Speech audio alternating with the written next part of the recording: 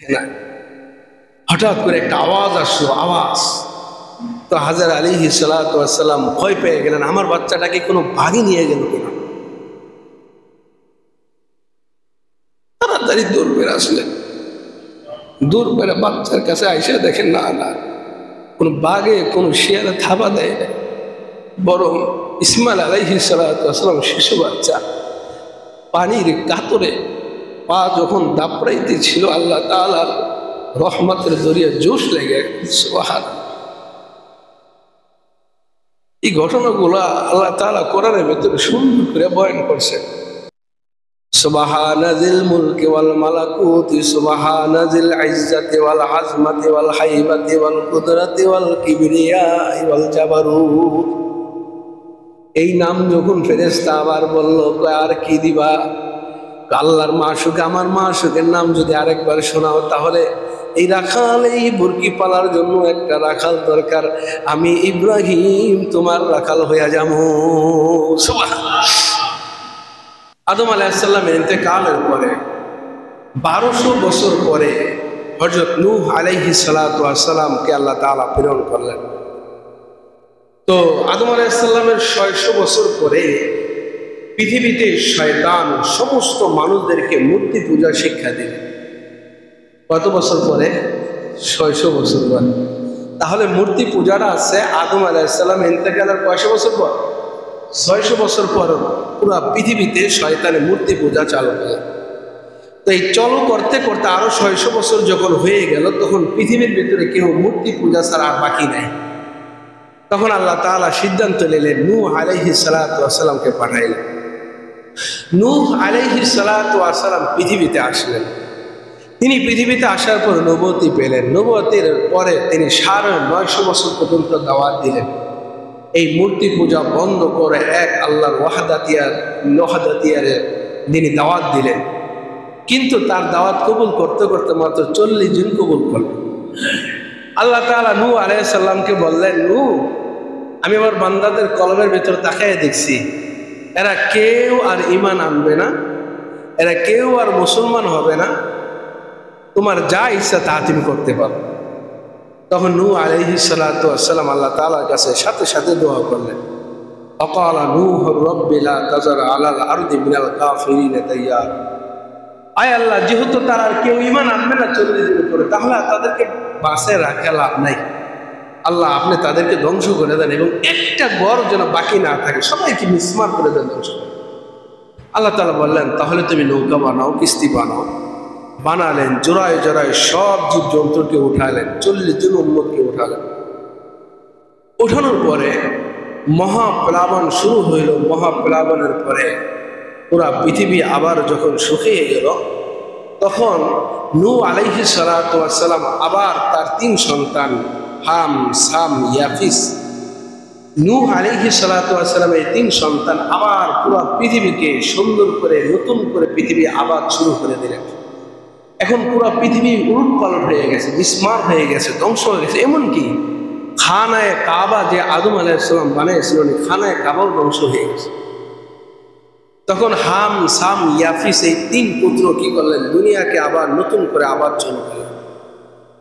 3 সন্তানের ভেতরে যে শহরকে তারা নতুন ভাবে আবার শুরু করলেন, বাবেল শহর, বর্তমানে ইরাক। এই বাবেল শহরের তৎকালীন বাদশা ছিলেন বাদশা নমরুদ। এই বাদশা নমরুদ ওই যুগের ওই বাবেল শহরে ইরাকের বাদশা হলেন।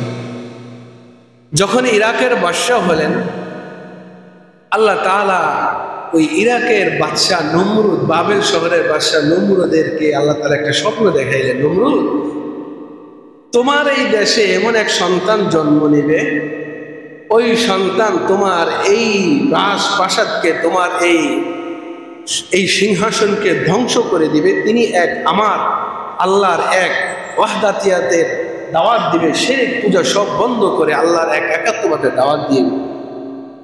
এই স্বপ্ন দেখার পরে সঙ্গে সঙ্গে তিনি সকালবেলা সমস্ত সবাইকে ডাক দিলেন। ডাক দেওয়ার পরে এবং তিনি সাথে সাথে সিদ্ধান্ত নিলেন জন্ম নিয়ন্ত্রণ করার পদ্ধতি। আজ থেকে কোনো সন্তান, কোনো মা কোনো সন্তান প্রসব করতে পারবে না। আজ থেকে কোনো পুরুষ কোনো মহিলার তার বিবির কাছে যাইতে পারবে না। এই জন্য তিনি আলাদা পুরুষকে রাখার জন্য বাসভবন তৈরি করলেন, মহিলাদেরকে আলাদা রাখলেন, প্রত্যেক ঘরের সামনে এক একজন সেনা মোতায়েন করলেন।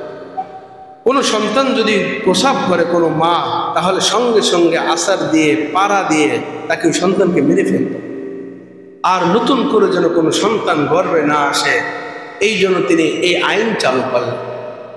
তাহলে সেই হিসাবে দেখা যায় নমরুদ পৃথিবীতে সর্বপ্রথম জন্ম নিয়ন্ত্রণের আইন চালু করেছিল।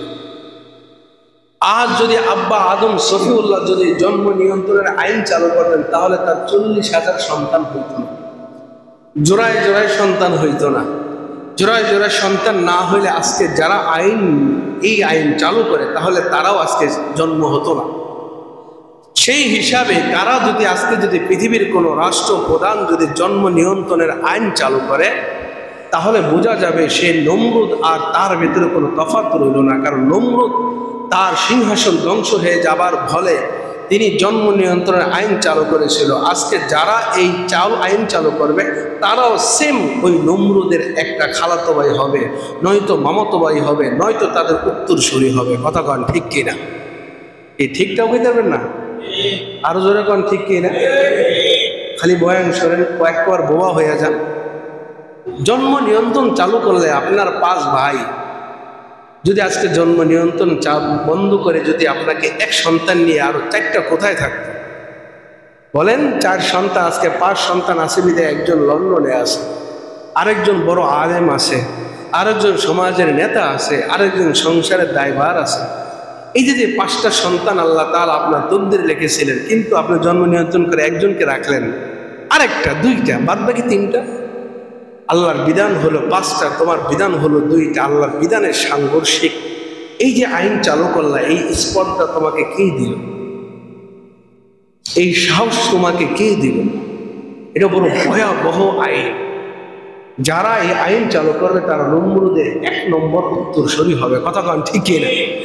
আরে এখন পর্যন্ত হাজার হাজার মেয়ে লোকরা কাঁদতেছে সন্তানের জন্য। তোমার আইন চালু করার আগে আল্লাহ লয়ে গেছে, সন্তান দিচ্ছে না। কান্নাকাটি করে, হাজারো তদবির করে, হাজার চিকিৎসা করে একটা সন্তান পাচ্ছে না। একটা সন্তান হয়েছে, বয়স 25 বছর হয়ে গেছে, 25 বছর চেষ্টা করার পর আর সন্তানই হয়। এরকম আছে কি আছে না? তাহলে আল্লাহ তো দেয়ই না।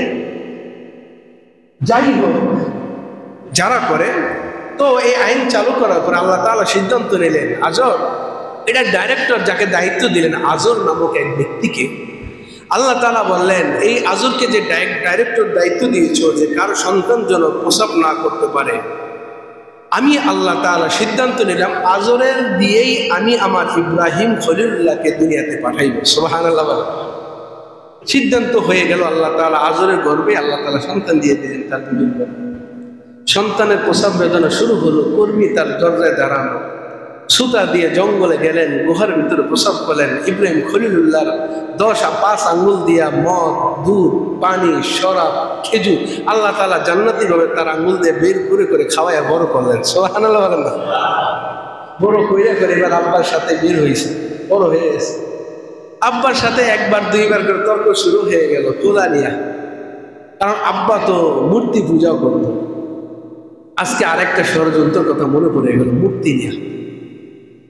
বাংলা বাজার ইসলামী লাইব্রেরি আছে কি আছে না? সবাই জবাব দেবেন। আমাদের ইসলামী যত বই আমরা ক্রয় করি, এটার মূল হইল কোথায়? বাংলা, ঢাকা বাংলা বাজার। কওমীদের যত সিলেবাসের কিতাব ছাপানো হয় এবং বড় বড় মুফতি আলী কেরামের নির্ভরযোগ্য কিতাব ছাপানো হয়, সেটা হলো ইসলামী কুতুবখানা। বলেন সেটা কি? নাম কি? ইসলামী কুতুবখানা।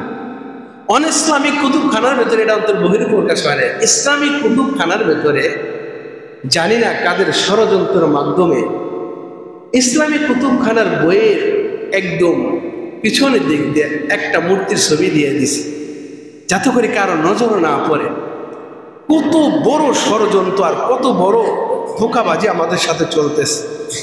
ইসলামিক কুতুবখানা লাইব্রেরির বইয়ের ভেতরে যদি মূর্তির ছবি দিয়ে দিতে পারে, তাহলে আর কুতুবখানা বাকিরও থাকবে? তাহলে এখন কি হবে?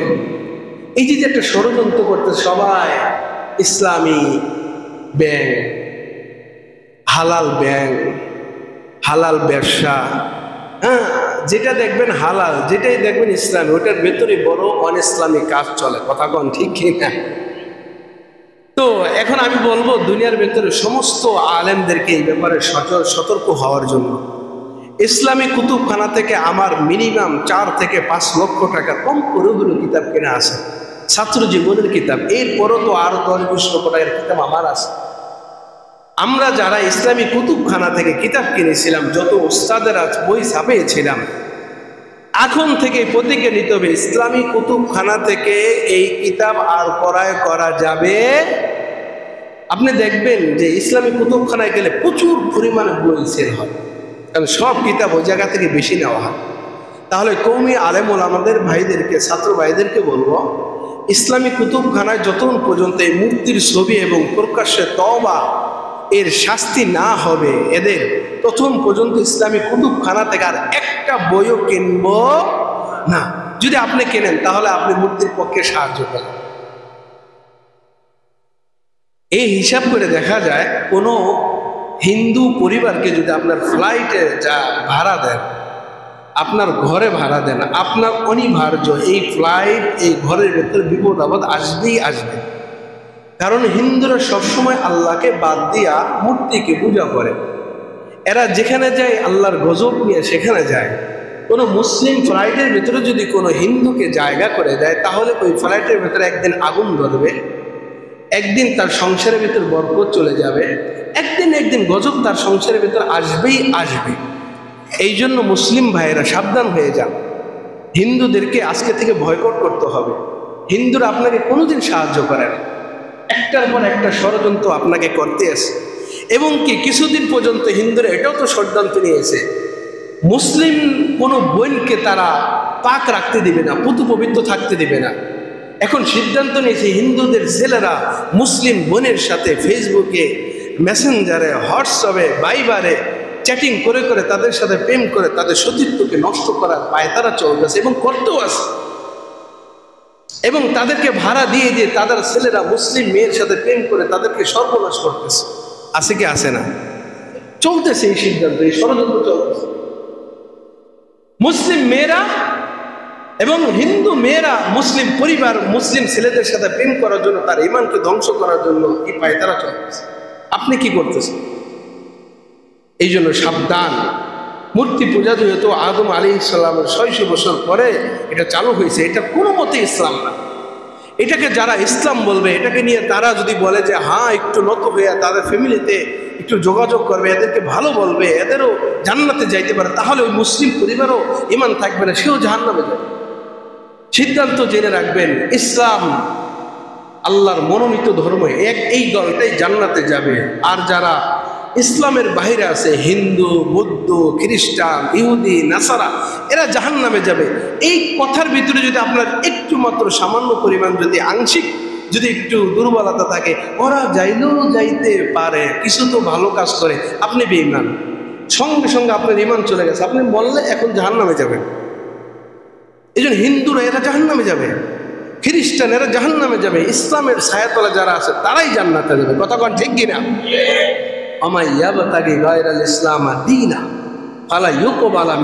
ইসলাম ছাড়া আল্লাহর কাছে কোনো ধর্ম কবুল হবে, এটা জেনে রেখে।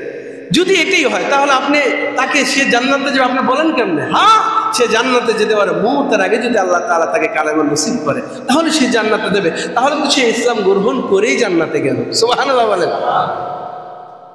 তো এই হাম সাম ইয়াফিস যখন দুনিয়া চালু করলো, ইব্রাহিম আলাইহিস সালাতু ওয়াস সালাম জন্ম নিয়ে গেলেন, বড় হয়ে গেলেন, আব্বার সাথে তর্ক বিতর্ক হইতে লাগলো। আব্বা আপনি এই মূর্তির পূজা কেন করেন? এই বাপে ছেলের সাথে পারে না,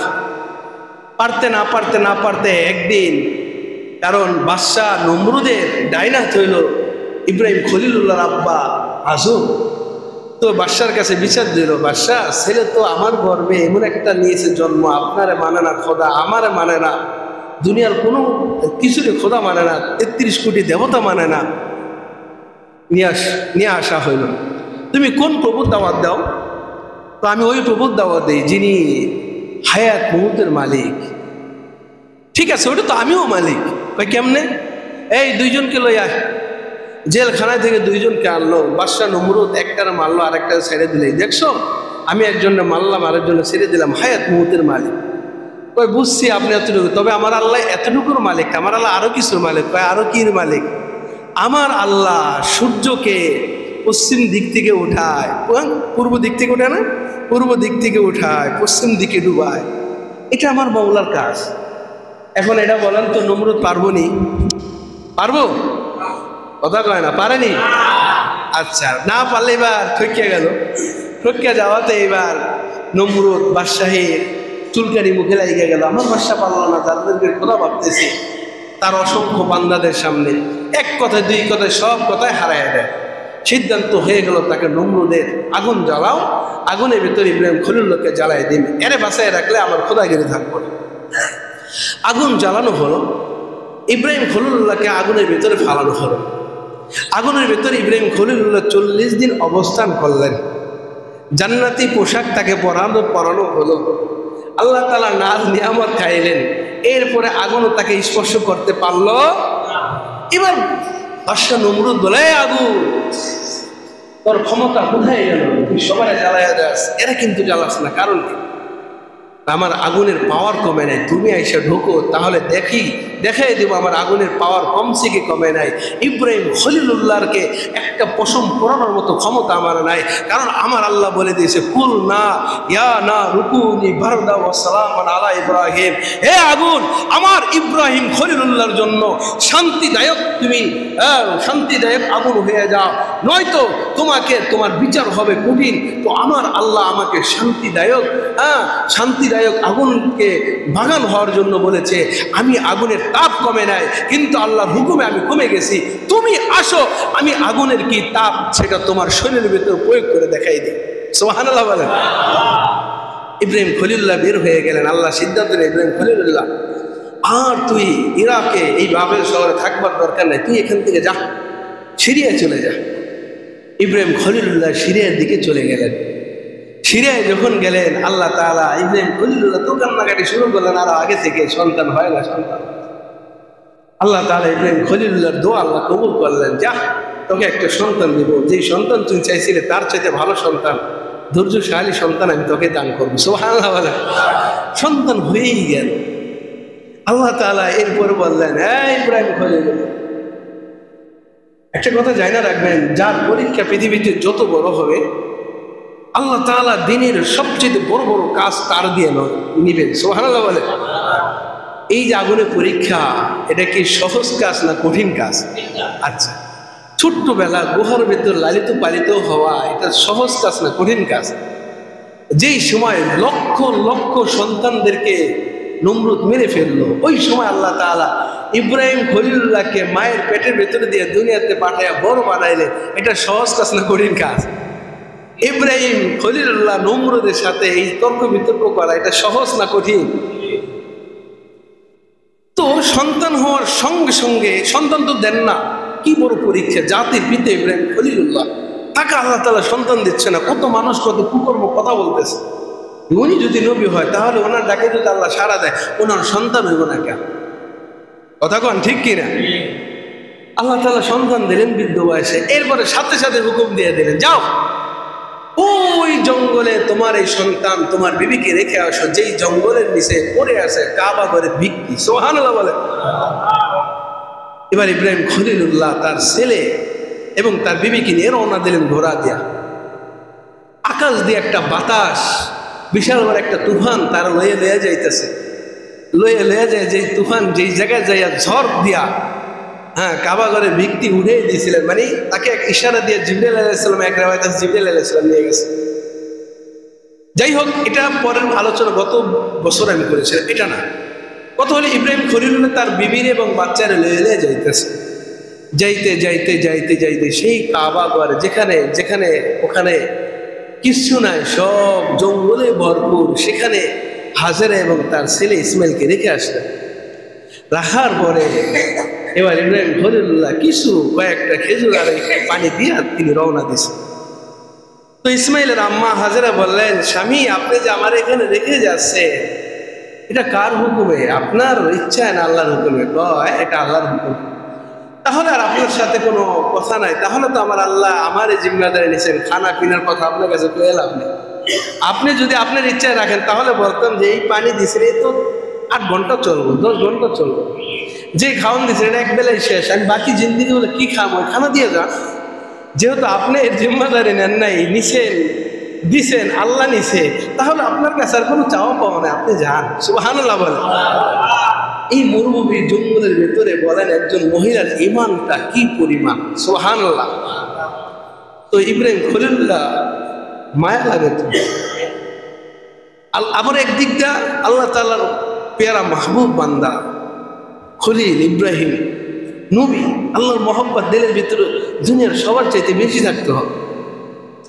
কিছুক্ষণ যাওয়ার পরে পাহাড়ে উঠলেন, পাহাড়ে টিলায় এসে আল্লাহ তাআলার কাছে মোনাজাত করেন, আয় আপনি হুকুম দিছেন ওই মরুভূমি জঙ্গলের ভিতরে আমার ছেলে মেয়েকে, আমার ছেলে এবং আমার বিবি সাহেবকে রাখার জন্য রেখেছি। আল্লাহ ওই জায়গাটাকে আপনি আবাদ করে দিয়েন, খানা পিনার ব্যবস্থা করে দিয়েন, পানির ব্যবস্থা করে দিয়েন, জনবসতির ব্যবস্থা করে দিয়েন। এই দোয়াটা করে খলিলুল্লাহ চলে গেছে। আল্লাহ তাআলা দোয়াকে এমনভাবে কবুল করে নিয়েছে, ইয়ামানের বাদশাহ জানতে পারলেন যে ইব্রাহিম একজন পয়গম্বর, তার বিবি এবং ছেলেকে ওই হারাম শরীফের জঙ্গলের ভিতরে রেখে আছে মরুভূমিতে। তো তিনি ওই জায়গা থেকে ওই ইয়ামানের বাদশাহ সৈন্য পাঠাইলেন। সৈন্য পাঠাইয়া তিনি বললেন যে ওই শহরটার আশপাশ যত জঙ্গল আছে পুরো পরিষ্কার কর, পুরো জঙ্গলকে পরিষ্কার করে দিলেন। সুবহানাল্লাহ বলেন। ওই যে ইব্রাহিম খলিলুল্লাহ দোয়া করছিলেন আল্লাহ জঙ্গলকে আবার আমাদের ব্যবস্থা। 2 নম্বরে জঙ্গল পরিষ্কার যখন হয়ে গেছে, এবার তিনি অন্য অন্য বাহিনী পাঠিয়ে দিলেন, তোমরা ওখানে থাকা আরম্ভ করে দাও। সুবহানাল্লাহ বলেন। মানুষ থাকতে আরম্ভ করে দিলে, এবার হাজারার সাহস বাড়তে লাগলো। 2 নম্বরে 1 দিন 2 দিন যাওয়ার পরে এবার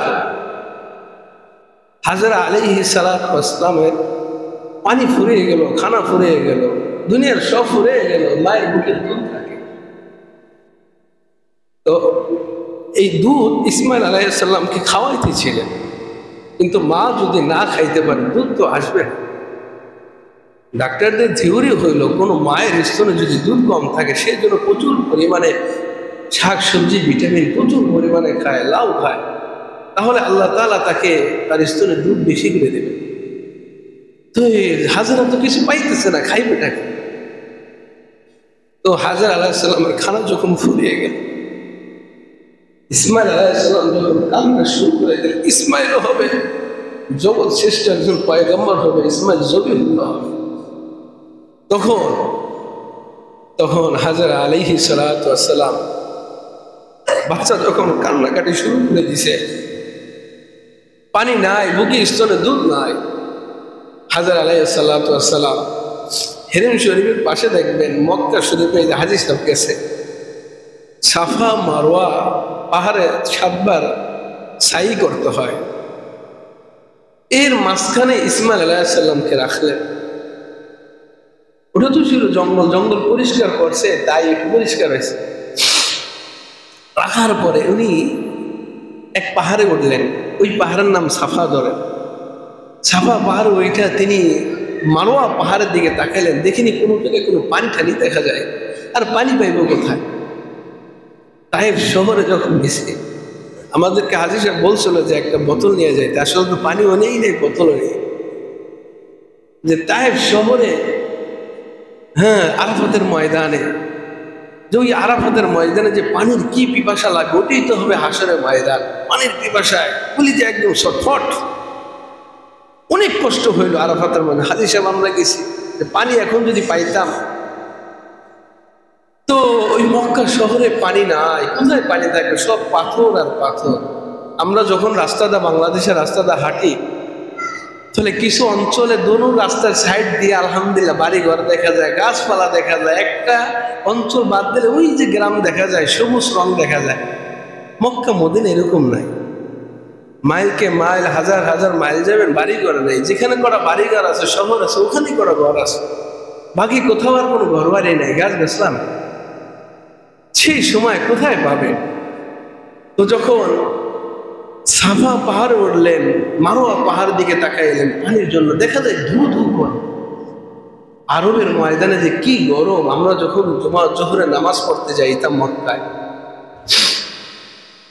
তো যখন মক্কায় নামাজ পড়ে আবার যখন ঘরের ভিতরে আসতাম, ভাই রে পানি গরম কয়েকারে। প্রথম প্রথম তো জানতাম না টিউবওয়েলের পানি এত গরম। চার পানি ফুটাইলে তো কিছুই না, একদম ঠান্ডা টকবক করে। এটাও আমরা চাঁদে ফুটে খাই, এটা আমরা ঠান্ডা মনে করি। এর যে একটু মারাত্মক ঠান্ডা তার টিউবওয়েলের পানি, এত গরম মারাত্মক।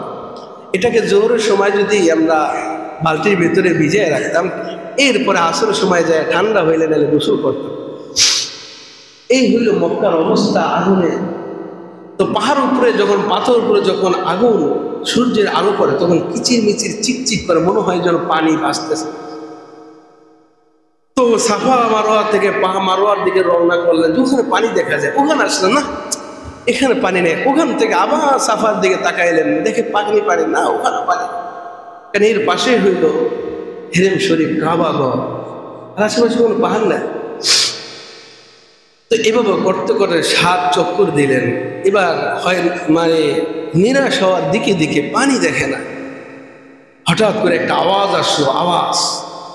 তো হাজর আলাইহিস সালাতু ওয়াস সালাম ভয় পেয়ে গেলেন, আমার বাচ্চাটাকে কোনো বাঘে নিয়ে গেল কিনা। তাড়াতাড়ি দূর বের আসলেন। দূর বেড়ে বাচ্চার কাছে আইসে দেখেন না না, কোনো বাঘে কোনো শিয়ালে থাবা দেয় না, বরং ইসমাইল আলাইহিস সালাতু ওয়াস সালাম শিশু বাচ্চা পানির কাতরে পা যখন দাপড়াইতে ছিল, আল্লাহ তাআলার রহমতের জরিয়ে জোশ লেগে। সুবহানাল্লাহ। এই ঘটনাগুলো আল্লাহ তাআলা কোরআনের ভেতরে সুন্দর করে বয়ান করছেন। আল্লাহ তাআলা যে পারে। তো হাজর আলাইহিস সালাম দেখেন ফুফায় ফুফায় পানি উঠতেছে, পানিটাকে বের দিলেন যাতে করে পানি ছড়ায় না। সমস্ত মুফাসসিরিনে কেরামগণ লেখেন, এই পানি যদি হাজেরা না থামাইতেন, না বের দিয়ে রাখতেন, সারা পৃথিবীতে পদ্মা নদীর ন্যায়, যমুনা নদীর ন্যায়, মেঘনা নদীর ন্যায় পুরো পৃথিবীতে এই জমজমের পানি ছড়াইয়া যায়। সুবহানাল্লাহ। স্বাস্থ্য বিজ্ঞানীরা এই পানিকে চেক করে দেখছেন, পৃথিবীর ভেতরে এর চাইতে এত পুষ্টিকর পানি আর এর চাইতে এত শানদার পানি, এর ভেতরে এত রোগ মুক্তির মেডিসিন পৃথিবীতে আল্লাহ আর কোনো পানির ভেতরে কোনো কিছুর ভিতরে বানায় নাই। সুবহানাল্লাহ। এটা হলো সেই জমজমের পানি। ওই জমজমের পানি খাওয়াইতে লাগে। কেউ যদি জমজমের পানি আগাতারে কিছুদিন পান করে, তার যত বড় ক্যান্সারই হোক, যত রোগই হোক, সব আল্লাহ তাআলা মাফ করে দেয়। সুবহানাল্লাহ। সাধারণ একটা ওয়াকে, এক ব্যক্তির গলার ভিতরে ছাতু খাইতে যায় সুই ঢুকে গেছে, সিলাই করে সুই গলায় ঢুকে গেছে। হেরেম শরীফের পাশে তো যুবকটা হা করে রয়েছে, চিৎকার পারতেছে, হাজার হাজার মানুষ দেখতেছে, কি করবে। এক হাজী সাহেব, এক বুজুর্গ লোক এসে বলে, আরে এই মেডিসিন তো দূরে না, এই মেডিসিন তো কাছে। জমজমের পানি পেট ভরে পান করা। জমজমের পানি পেট ভরে পান করাইছে, এই সুই পানি হয়ে পেটের ভিতরে গেছে। সুবহানাল্লাহ বলেন। এটা হলো সেই মেডিসিন, গলানোর মেডিসিন। এটা হলো রোগ মুক্তির মেডিসিন। এটা হলো শারীরিক যত ব্যাধি আছে সেই মেডিসিন। এইটার পানি যদি কেউ খায়, দুনিয়ার কোনো খোরাক, ভাত, চাউল, ফল ফলাদি কিছু না খায়, এটার ভিতরে সেই মেডিসিন আছে। কিচ্ছু পান করা লাগবে না। পানি এবং খানা দোনোটাই এই পানির ভেতর আল্লাহ তাআলা দিয়ে রাখছেন। সুবহানাল্লাহ।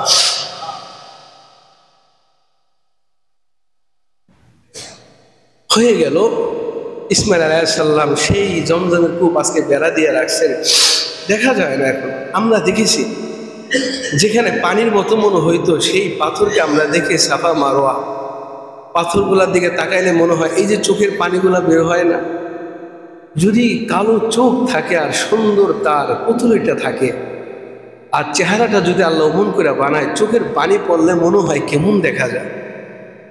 পাথরগুলো হুবহু চোখের পানি ছেড়ে দিলে যেই রং হতে পারে, মানে পানিতে মানে জব করতেছে, পানি মনে হয় হাসতেছে পাথরের উপরে, এরকম মনে হয়। আমরা প্রথমবার যখন দেখছি, আসলে পানি না, এটা হলো পাথর। সুবহানাল্লাহ।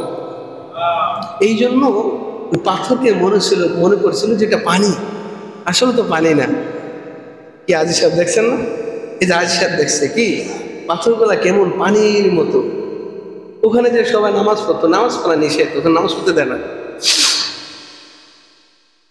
এই হলো ইসমাইল আলাইহিস সালাতু ওয়াস সালাম কুরবানি ইতিহাস হাবিল কাবিল থেকে শুরু। আজকে এতটুকুই রাখলাম, এখানেই শেষ করলাম। এরপরে শোনেন, আল্লাহ তাআলা ইব্রাহিমকে ইব্রাহিম খলিলুল্লাহ উপাধি দিবেন। সুবহানাল্লাহ বলেন। তো এমনি এমনি দিবেন না, পরীক্ষা করে দিবেন। তো এতক্ষণ পর্যন্ত দেন নাই। আল্লাহ তাআলা সিদ্ধান্ত নিলেন ইব্রাহিম খলিল উপাধি দিবেন, পরীক্ষা করবেন যে আল্লাহর জন্য সে কতটা উৎসর্গিত হতে পারে। ফেরেশতা পাঠাইলেন, তার পাশ দিয়া এই আল্লাহর কিছু নাম বয়ান করবো, আল্লাহর কিছু নাম শোনাইবা। সুবহানাল্লাহ। আল্লাহর কিছু নাম শুনাইল। শোনার পরে ইব্রাহিম খলিলুল্লাহ ফেরেশতা পাঠালেন যে আমার এই নামের প্রতিদান ইব্রাহিম কি দেয়।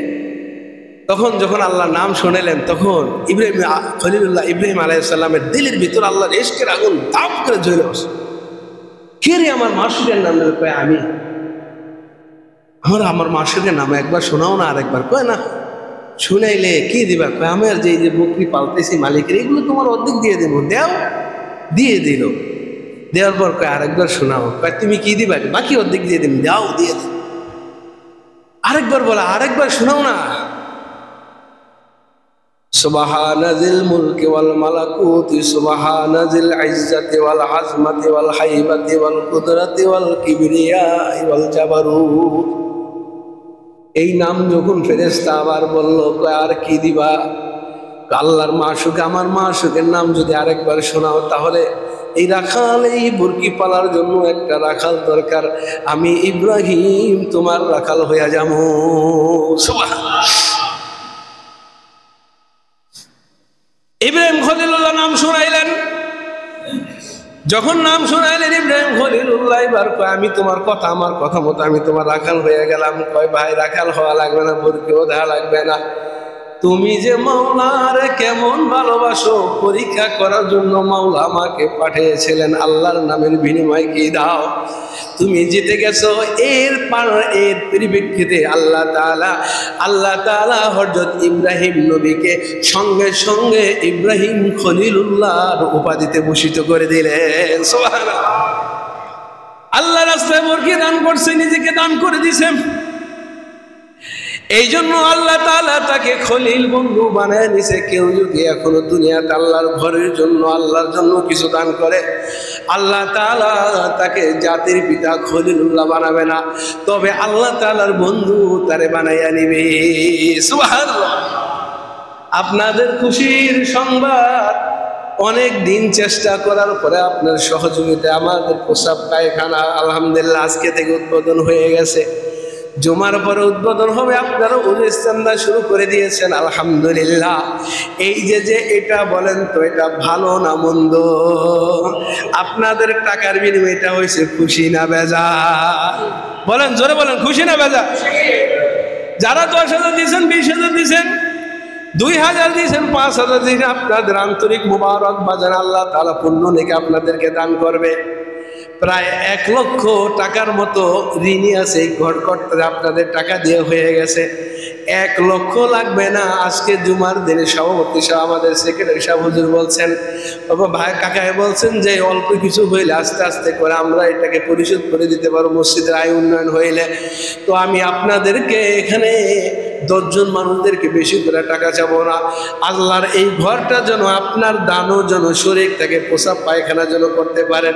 2টা করে 1000 টাকা খুশি মনে 10 জন ব্যক্তি বলতে পারবেন না হুজুর আমার যত বিপদ, আমার যত বালা মুসিবত আল্লাহর ঘরের জন্য দিলাম, আমার মওলা যেন আমার খলিলুল্লাহ হিসেবে গ্রহণ করে নাই। বলেন আমিন। কোন 10 জন ব্যক্তি 1 নম্বর কোন হুজুর আমি 2টা 1000 টাকা দিব ইনশাআল্লাহ। আল্লাহ যেন আমার বিপদ আপদ দূর করে, বালা মুসিবত দূর করে, আল্লাহ যেন আমার বন্ধু হিসেবে কবুল করেন। আল্লাহ তাআলা আপনাকে কবুল করে নেবেন। 1 নম্বর বলেন ইনশাআল্লাহ। ইব্রাহিম খলিলুল্লাহর প্রতি মহব্বত রাখা যে দান চাইছি মতন দিয়ে দিয়েছেন, এক ব্যক্তি ইনশাআল্লাহ বলেন আল্লাহ তাআলা আপনার দানকে কবুল আর মঞ্জুর করে নেক ইনশাআল্লাহ। আল্লাহ তাআলা আপনার জানে মালে বরকত দান করুক, হায়াতের মধ্যে বরকত দান করুক, ছেলে সন্তানের মধ্যে বরকত দান করুক। বলেন ইনশাআল্লাহ। 1 নম্বর ব্যক্তি কে বলবেন? আমি আমি জানি না, আপনি বললে আল্লাহ পাক কবুল। ওই যে মাশাআল্লাহ আমাদের ওই যে কি দিন কাকান, হ্যাঁ কারণ কি কি আব্দুর রাজ্জাক মোল্লা 2000 টাকা, বরং আলহামদুলিল্লাহ। 2 নম্বর হইল আমাদের মসজিদে কেশিয়া জাকির সাহেব মোল্লা নাকি দিন, জাকির ভাই আমাদের কেশিয়ার সাহেব 2000 টাকা, বলেন আলহামদুলিল্লাহ। 2 জন ব্যক্তি হয়ে গেছে আলহামদুলিল্লাহ। 3 নম্বর ব্যক্তি থাকলে বলতে পারেন ইনশাআল্লাহ হুজুর আমি শেষ সময় জিন্দেগি 2000 টাকা দেব। লাবলু শিকদার সাহেব 2000 টাকা, আলহামদুলিল্লাহ বলেন মাশাআল্লাহ। শরীক ছাকলো নগদে দিয়ে দিছে আলহামদুলিল্লাহ। 4 নম্বর ব্যক্তি যদি বলেন ইনশাআল্লাহ 2000 সাইফুল লিটন মোল্লার ছেলে, আলহামদুলিল্লাহ। আমার এই মসজিদের জন্য লিটন মোল্লা ভাই যে কত পরিমাণ দান করছেন, সবার চাইতে বেশি হবে আমার মুসল্লিদের ভেতরে। আমাদের কমিটি বাদ দিলাম, কিন্তু আলহামদুলিল্লাহ তার ছেলে বিদেশে থাকে, ইতালিতে গেছে আলহামদুলিল্লাহ, ভালো চাকরিও করতেছে। 2000 টাকা না, আলহামদুলিল্লাহ বলেন। 2000, 4 জন হয়ে গেছে। আল্লাহ তাআলা তার কামাই রোজগার এবং জানের বরকত এবং বিপদ আপদ দূর করে রাখো। 5 নম্বর ব্যক্তি বলেন ইনশাআল্লাহ হুজুর আমি 2000 টাকা দিলাম, শেষ শেষ। আর কোনোদিন হয়তো এই মসজিদের জন্য চাওয়া হবে না, আস্তে আস্তে পূরণ হবে ইনশাআল্লাহ। 2000 টাকা বেশি না, বলেন ইনশাআল্লাহ 2000 টাকা ইনশাআল্লাহ। আশরাফ ভাই কার এটা?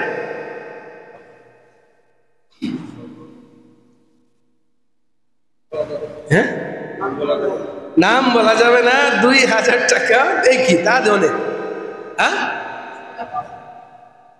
মাশাআল্লাহ। 5000 টাকা আরেক ভাই আমাকে মসজিদের জন্য দিয়েছে, বলে আলহামদুলিল্লাহ। আর